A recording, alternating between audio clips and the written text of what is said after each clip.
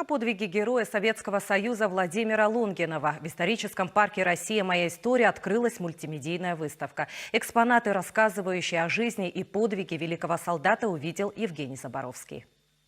То, о чем не узнаешь из школьных учебников. Подлинные сведения и возможность прикоснуться к истории предоставляют сотрудники мультимедийной выставки, посвященной Владимиру Денисовичу Лунгинову, одному из 24 воинов-якутян, героев Великой Отечественной войны. Есть тут подлинная грамота Героя Советского Союза, которая передана на хранение Тандинскому музею военкомом Федоровым в свое время, это в 70-х годах.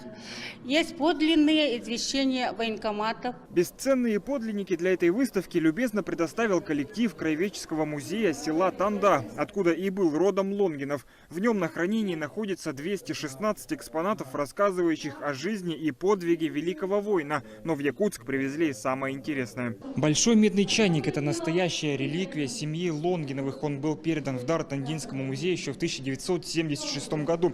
Но, конечно, здесь есть и другие не менее интересные экземпляры. К примеру, вот это личное ружье Владимира Денисовича, которым он пользовался еще в довоенное время.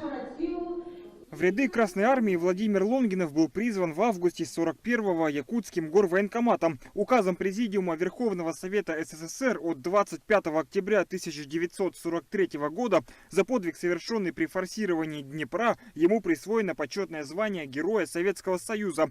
Однако получить высокую награду солдат не успел. 18 ноября того же года при отражении контрудара противника погиб. Мы за последние 2 года узнали очень много новых сведений в архивах, просто интерпретируя какие-то исторические вновь появляющиеся и существовавшие сведения.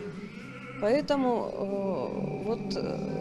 хорошо подготовились. Семья Лунгиновых потеряла в годы войны 3. Мать и сестры много лет пытались найти следы захоронения своего героя, пока в 1965 году не стало известно. Воин покоится в братской могиле под Киевом.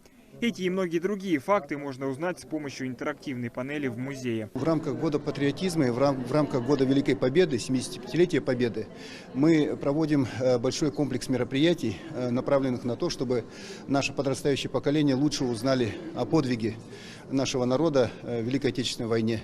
Мы гордимся, что мы имеем возможность сегодня представить такую выставку для наших посетителей. В прошлом году в республике отметили столетие со дня рождения Владимира Денисовича. Осенью этого года в Якутске планируют открыть посвященный ему сквер. А пока горожане могут посетить выставку, которая продлится до конца марта.